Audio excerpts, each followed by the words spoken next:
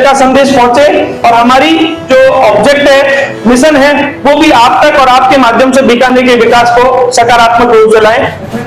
बात कर रहा हूँ Bikaner news portal editor association के रिप्रेजेंटेटिव के रूप में बात कर रहा हूँ आप सभी से।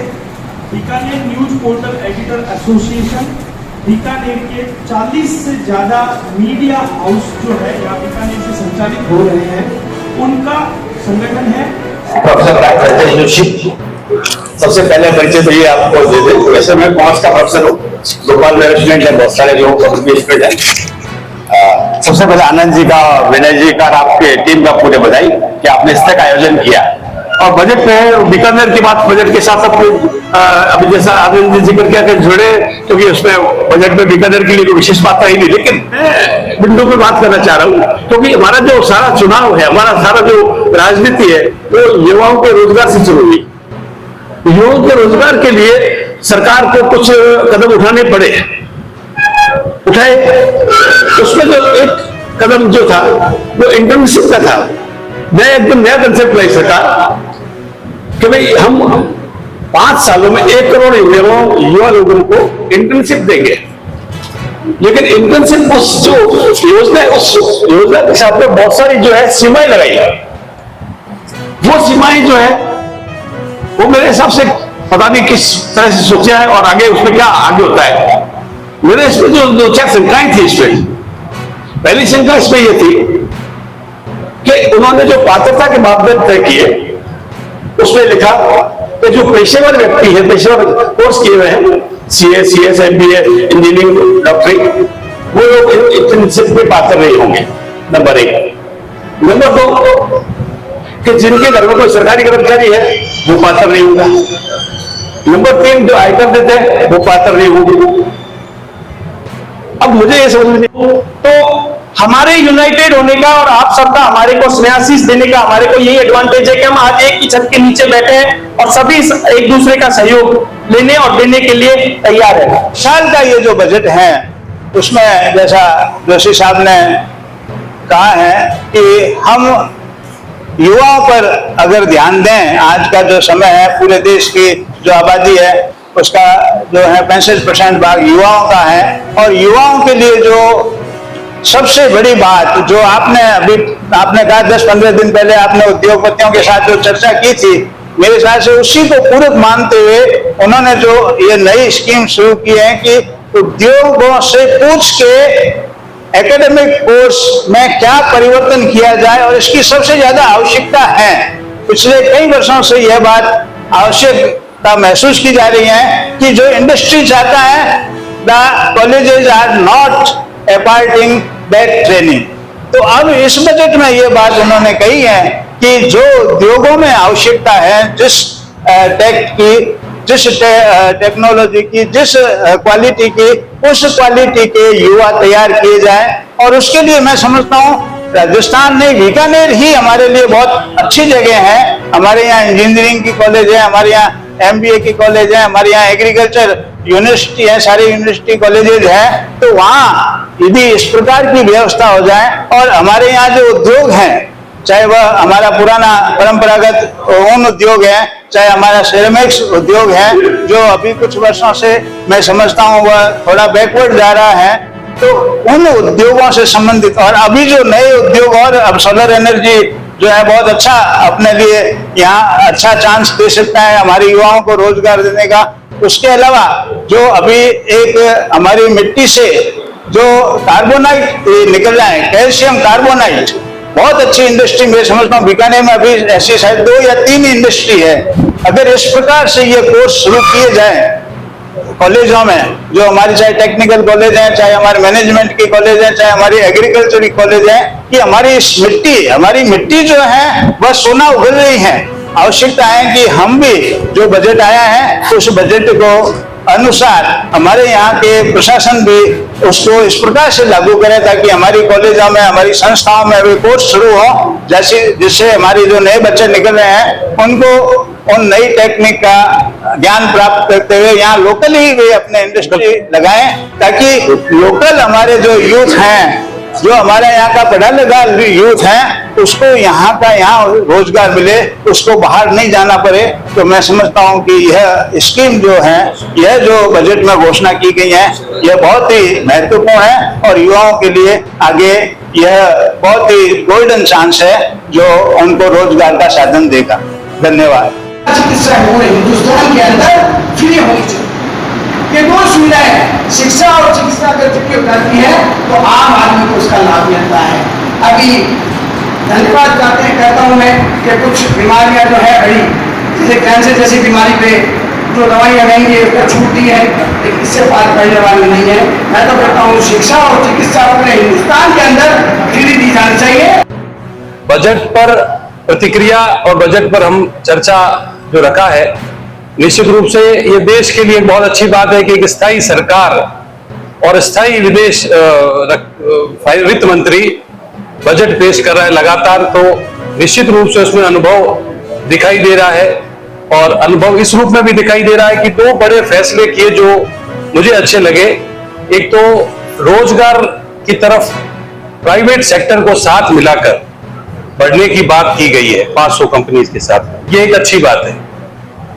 और दूसरा, महंगाई कम करने के लिए जो मुफ्त राशन का जो वितरण है उस पर किसी प्रकार की रोक नहीं लगाई गई। जबकि अगर हम चुनाव पर आकर बात करें तो चुनाव में ऐसा लग रहा था कि इस बार शायद मुफ्त राशन ये सब चीजें बंद हो जाएगी, वो बंद नहीं हुई है। तो मेरी राय ऐसी है कि महंगाई में कुछ देश की जनसंख्या का एक बड़ा वर्ग है वो ये उम्मीद करता है कि उसको रोटी कपड़ा और मकान उपलब्ध हो जाए, तो वो नहीं करना, सराहना करता हूं मैं इसकी। और बजट पर जैसा सब एक्सपर्ट बता रहे हैं कि चुनाव का असर था, तो बेरोजगारी जो एक बहुत मुख्य मुद्दा था, उस मुद्दे को चाहे कहीं से भी आकर इनके पास आया, लेकिन उस मुद्दे को वित्त मंत्री ने एक्नॉलेज किया, इसके लिए हम सराहना करते हैं। दूसरी तरफ हम एक देखते हैं कि इसी लास्ट सरकार के टेन्योर में हमने एक बहुत बड़ा पैंडेमिक कोविड के रूप में झेला था। उसमें एक अनुभव हमारा सामने आया कि सरकार निरंतर प्राइवेट सेक्टर को बढ़ावा दे रही है, पब्लिक सेक्टर लगातार कमजोर होते जा रहा है, जो अच्छा नहीं है। आप देखिए कोविड के टाइम में जितना अच्छा काम पब्लिक सेक्टर की कंपनीज ने किया, और आज अगर देश की आजादी के बाद से अभी तक की नींव पर भी हम गौर करें, देश को मजबूत करने का काम जो प्राइवेट सेक्टर पीएसयूज ने किया है, वैसा शायद प्राइवेट सेक्टर कभी नहीं कर पाता। ये देश का पहला बजट होता तो मुझे लगता है कि आज हम इतने मजबूत नहीं हो पाते। प्राइवेट सेक्टर मजबूत होता है तभी देश आगे बढ़ता है, उसमें रोजगार के अवसर आते हैं और R&Ds होती है। आप देखिए इजराइल R&D पर 4% खर्च कर रहा है और भारत 0.6 ऐसा कुछ परसेंटेज है, बहुत थोड़ा सा है। जबकि इजराइल की अर्थव्यवस्था हमसे बहुत छोटी अर्थव्यवस्था है। हम सिलसिलेवार भी देखें तो हमसे ज्यादा खर्च करने वाले बहुत सारे देश हैं। तो किसी भी देश में नीचे स्तर पर रिसर्च और एनालिसिस से ही देश आगे बढ़ता है। अनुसंधान चाहे व्यापार में हो चाहे शिक्षा के क्षेत्र में हो, अनुसंधान देश को आगे बढ़ाता है। अनुसंधान पर भी एक ऐसा ही, जैसे 500 कंपनीज को एम्प्लॉयमेंट की बात की गई है, ये आरक्षण का भी एक अच्छा तोड़ है, रिजर्वेशन का भी बहुत अच्छा तोड़ इसमें किया गया है। तो हमें कोशिश ये करनी चाहिए, सरकार को इस तरह से प्रयास करने चाहिए कि R&Ds को बढ़ा दे, छोटे से छोटी अगर एसएमईज को अगर R&D के लिए कुछ बजट एलोकेट करेगी, उसको प्रमोशन मिलेगा, तो निश्चित रूप से उसका लाभ आने वाली पीढ़ियों को मिलेगा। राजस्थान के बजट की भी साथ साथ चर्चा हो रही है। राजस्थान में फूड के एक्सपर्ट लोग बैठे हैं, फूड इंडस्ट्री से संबंधित। राजस्थान में जो कैप 50 लाख की है सब्सिडी की, वो यूपी में 5 करोड़ है। जबकि फूड में हम लोग यूपी से कहीं भी शेयर देखें तो बीकानेर, राजस्थान बहुत ग्रोइंग स्टेट है फूड इंडस्ट्री के लिए। तो उम्मीद थी कि यहां पर कैप 50 लाख की बढ़कर कुछ आएगी, लेकिन बढ़कर नहीं आई। अगर मैं अपनी इंडस्ट्री की बात करूं, वुलन इंडस्ट्री की, हमने लगातार अनेक मंचों पर 3 डिमांड उठाई थी। एक तो बीकानेर ऊन में एक बहुत विश्व में विख्यात स्थान है। इसका कारण यहाँ की ज्योग्राफिकल कंडीशन है, भौगोलिक रूप से हम समृद्ध हैं, इसलिए बीकानेर में ऊन का काम हो रहा है। ऊन को बढ़ावा देने के लिए हमने भारत सरकार से निवेदन किया था कि चारागाह को विकास करने के लिए ग्रीनलैंड चारागाह भूमि जो कि राजस्थान में उपलब्ध है और अभी आंकड़ा भी पुखराज जी से मिला, तो इस इंडस्ट्री को बढ़ावा देना चाहिए ताकि भविष्य में खेती के लिए राजस्थान की और भारत की भूमि तैयार हो। हमें भविष्य की अगर इंडस्ट्री पर ध्यान दें तो अगर आज हम वूल को पकड़ते हैं तो भविष्य में हम ऑर्गेनिक फार्मिंग की तरफ बढ़ेंगे, ऐसा प्रूव हो चुका है। तो सरकार को इस तरफ करना चाहिए था। दूसरा, हमने भारत सरकार 20,000 करोड़ के कारपेट एक्सपोर्ट कर रही है, बदले में इससे डबल 30,000 से 40,000 करोड़ के बीच में कारपेट इंपोर्ट भी हो रहे हैं। तो एक तरफ इंपोर्ट हो रहा है, दूसरी तरफ उससे कम एक्सपोर्ट है, तो इंडिया गवर्नमेंट का ट्रेड बैलेंस बिगड़ रहा है। जैसे जो अभी बात कही गई थी विदेशी मुद्रा कम आ रही है, तो ये ट्रेड बैलेंस के लिए जरूरी होता कि या तो इंपोर्ट पर बैन लगे या इंडिया में इंपोर्टेड कारपेट बनाने की बात शुरू हो। ये भी हमने मांग अलग अलग जगह से रखी थी कि इंडिया में wool imported woollen carpet, imported carpets, बल्कि चाहे मैनमेड फाइबर हो उसमें, लेकिन इंपोर्टेड कारपेट लाकर एक बार भारत की अर्थव्यवस्था को दिशा दी जा सकती थी, वो नहीं दे पाई। दूसरा, एक सार्वजनिक सरोकार से संबंधित है कि भेड़ पालक जो है उनकी व्यवस्था करने के लिए उनको मनरेगा या और किसी स्कीम से जोड़कर उनका भविष्य सुरक्षित किया जाना चाहिए। ये मांग भी हमारी मांगी नहीं गई थी, तो हमें उम्मीद थी कि इस बजट में इसको लेकर कुछ ना कुछ आएगा। तो कुल मिलाकर इस बजट से मैं आप लोगों को स्टॉक मार्केट में बताता हूँ, जो एसटीटी का ये जो डिसीजन लिया है सरकार ने, ये बिल्कुल भी सही नहीं है। अगर आपको किसी चीज की आप चाहते हो किसी चीज को कम किया जाए तो आप उसको बंद कर दो, आप उसमें बैन लगा दो। टैक्स लगाने से उनकी इनकम तो बढ़ेगी, आदमी लॉस कर। अब चूंकि आप बजट पे है और बजट पे है बीकानेर की बात बजट के साथ में जैसा आपने जिक्र किया था जुड़े, क्योंकि उसमें बजट पे बीकानेर की कोई विशेष बात है नहीं, लेकिन क्योंकि मैं जानता हूँ कि सब लोगों को बोलना अनावश्यक रिपीटेशन ना हो, इसलिए क्या मैं एक बिंदु पे बात करना चाहता हूँ ताकि, और मेरे ख्याल से सभी लोग एक बिंदु पे बात करें तो अनावश्यक रिपीटेशन नहीं होगा। जो मैं बिंदु पे बात करना चाह रहा हूँ, क्योंकि हमारा जो सारा चुनाव है, हमारा सारा जो राजनीति है, वो युवाओं के रोजगार से शुरू हुई। युवाओं के रोजगार के लिए सरकार को कुछ कदम उठाने पड़े, उठाए। उसमें जो एक कदम जो था वो इंटर्नशिप का था। नया कंसेप्ट लाई सरकार कि भाई हम 5 सालों में 1 करोड़ युवा लोगों को इंटर्नशिप देंगे, लेकिन इंटर्नशिप उस जो योजना है उस योजना के साथ में बहुत सारी जो है सीमाएं लगाई।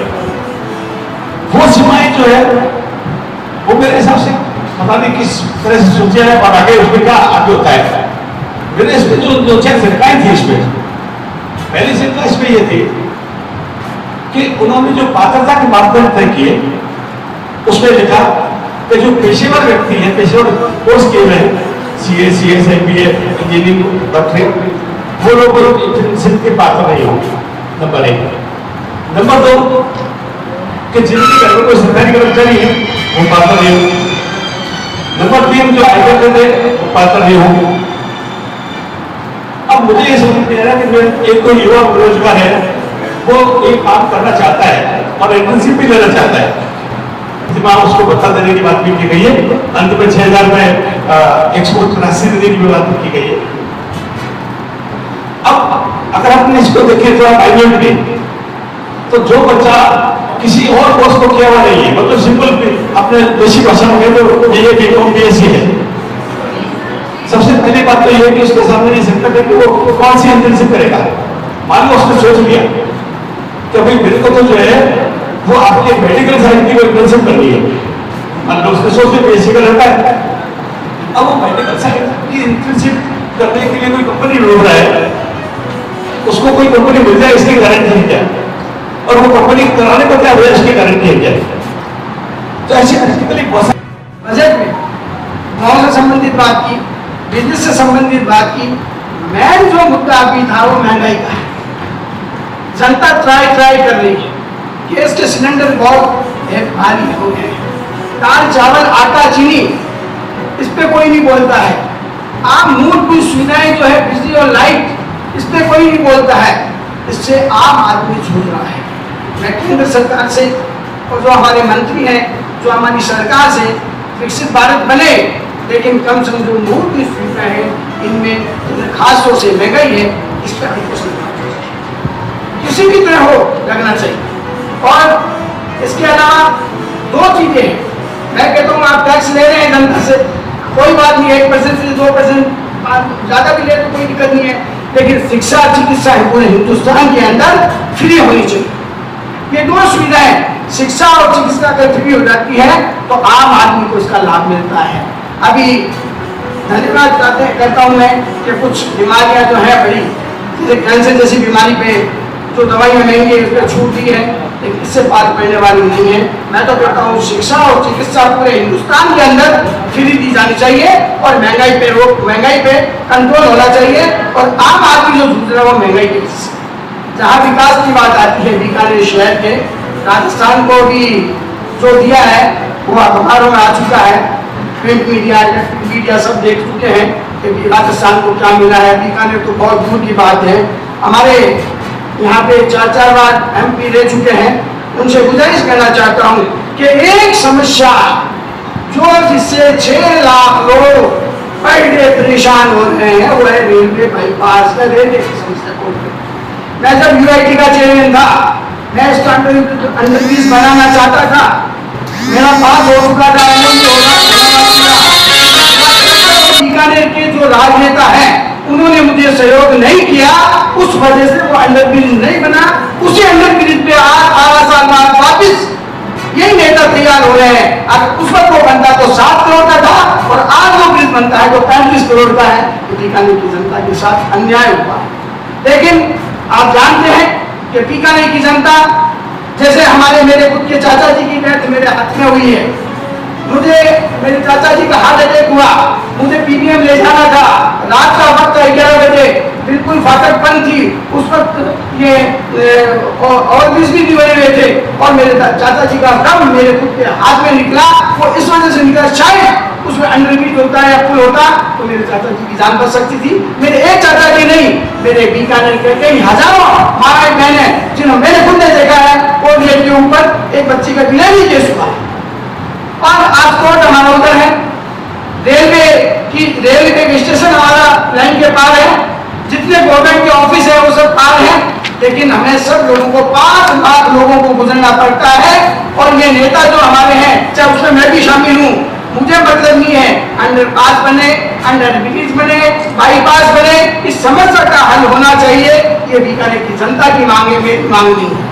भाइयों, दलगत राजनीति के बात कर रहा हूँ, जितने हमारे भाई बैठे हुए हैं और जो यहाँ नहीं है उनसे नम्र निवेदन करना चाहता हूँ, सबसे पहले बीकानेर की रेल बाईपास की समस्या का हल होना चाहिए, ये मेरा मुद्दा है। दूसरा मैं ये चाहता हूँ कि बीकानेर बहुत कंजेस्टेड हो गया है।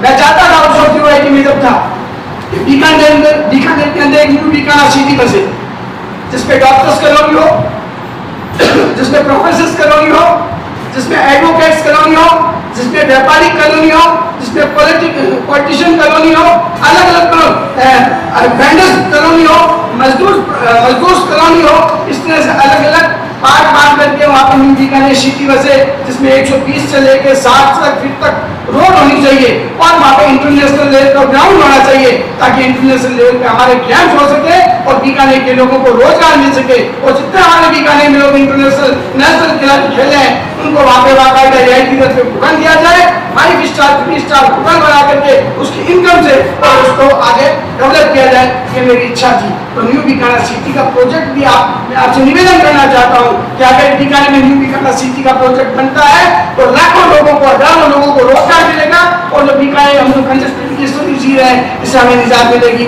जय हिंद, जय भारत, क्योंकि गवर्नमेंट का ही समय इस वर्ष जो इंफ्रास्ट्रक्चर का बजट दिया गया है, जो एजुकेशन दिया गया है, हमें भारत के इतिहास का सबसे हाईएस्ट बजट रहा। 11,11,111 करोड़ रुपया जो है सेक्टर को दिया गया। तो उसके हिसाब से सबसे अभी तो सबसे हाईएस्ट बजट रहा है। इसमें चूंकि कोई भी देश होता है कंजम्पशन से और उसके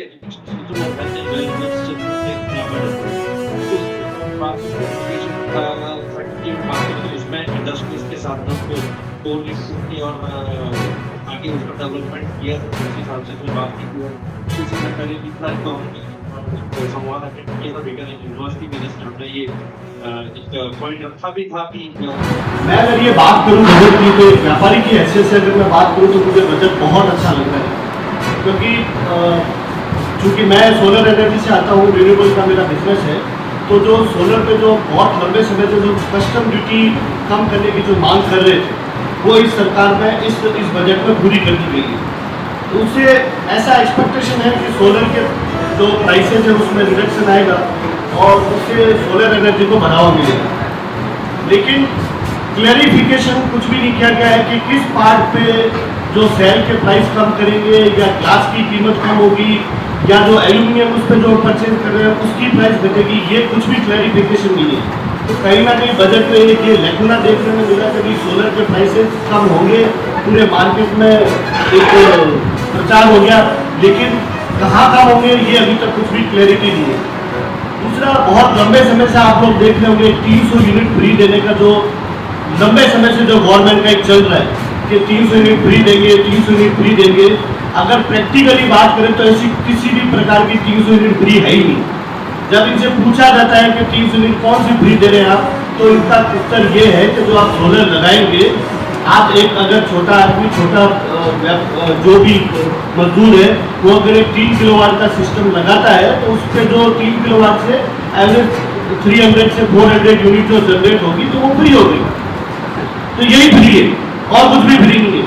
तो जो एक ये भ्रांति थी वो पहले सबसे पहले मैं क्लियर करना चाहता हूँ, जो लोगों को लग रहा था कि 300 यूनिट फ्री मिलेगी, ऐसा कुछ भी नहीं है। जहाँ मैं पॉजिटिविटी की बात करूँ तो जो मुद्रा लोन है उसकी सीमा को जो 10 लाख से बढ़ाकर 20 लाख की है, ये बहुत ही एक सराहनीय कदम रहा है बजट में। इससे वो लोग जो अपना व्यापार करना चाहते हैं उनके लिए बहुत बड़ी अपॉर्चुनिटीज है, क्योंकि 20 लाख रुपए में एक अच्छा व्यापार शुरू किया जा सकता है। अगर कोई इस उद्देश्य से उस लोन को लेगा तो डेफिनेटली उससे रोजगार भी बढ़ेगा, व्यापारी जितने बढ़ेंगे उतना रोजगार बढ़ने नहीं। बहुत लंबे समय से हम डिमांड कर रहे थे कि पीजीसीएल के एक्स्ट्रा ग्रिड यहाँ पे बने जो बीकानेर को नहीं दिए। आज हम एक तरफ बात करते हैं ग्रोथ की, जब हम बात करते हैं कि बिजनेस बढ़ना चाहिए, इंडस्ट्रीज बढ़नी चाहिए, तो इंडस्ट्री बिना एनर्जी के तो बढ़ नहीं सकती। यहाँ मेरे साथ में बहुत सारे एनर्जी इंडस्ट्रियलिस्ट बैठे हैं जो शायद इस समस्या से जूझ रहे होंगे कि उनको बिजली की कितनी परेशानी होती है। अगर मैं रूरल की बात करूँ तो वहाँ पे तो आपने कुछ जो नेतागण भी बैठे हैं, यहाँ पे भाजपा के भी लोग बैठे हैं, कांग्रेस के भी लोग बैठे हैं, तो मेरा उनसे निवेदन रहेगा कि एक सिडबी की ब्रांच एटलीस्ट बीकानेर में खुलनी बहुत जरूरी हो चुकी है, क्योंकि यहाँ के इंडस्ट्रियलिस्ट को लोन लेने के लिए सिर्फ बैंकों के पास जाना पड़ता है, जबकि बैंक के जो इंटरेस्ट रेट है वो काफी हायर है। अगर सिडबी अगर यहाँ आता है तो काफी अच्छा इंटरेस्ट का क्या है कि बेनिफिट लोगों को मिल सकता है। लास्ट में मैं ये कहूँगा कि बीकानेर के अंदर बहुत लंबे समय से सेज की जो मांग चल रही थी उसको भी पूरा नहीं किया गया इस बजट में। स्पेशल इकोनॉमिक जोन राजस्थान के ऑलमोस्ट बहुत सारे शहरों में खुल चुका है, लेकिन बीकानेर में आज तक स्पेशल इकोनॉमिक जोन नहीं खुला है। तो मैं बात करूं तो कुल मिला के अगर व्यापारी वर्ग से अगर मैं बात करूं तो बजट बहुत अच्छा था, लेकिन अगर बीकानेर के परिप्रेक्ष्य की बात करें तो ये जो बजट था इसमें बीकानेर को कुछ भी हासिल नहीं हुआ। Thank you. बजट में इंडस्ट्रियल पार्क्स को बहुत ज्यादा प्रमोट किया गया था और इंडस्ट्रीज भी बहुत ज्यादा बन रही है। बीकानेर ग्रोथ सेंटर बहुत सारे, लेकिन उसके साथ साथ उनका जो वेस्ट निकल के आना था, क्योंकि हम तो सफर है एग्रीकल्चरल यूनिवर्सिटी का किलोमीटर जनता को बैरन हो गई, क्योंकि वहाँ पर एसटीपी बनाया नहीं गया। ये बजट में इसमें महिलाओं को एक अवसर दिया गया है जिसमें कि वो लघु उद्योग में भी उनका पार्टिसिपेशन निश्चित किया गया है। स्किल डेवलपमेंट, हम जो एजुकेटेड है उनके लिए स्किल डेवलपमेंट को भी बचेगी, यहाँ की युवा को काम मिलेगा। और महिला अगर सक्षम होती है तो समाज को सक्षम होगा। सरकार इस पर बताने के लिए हमें महिलाओं के साथ साथ पोषण और हेल्थ और पूरा धन्यवाद। जय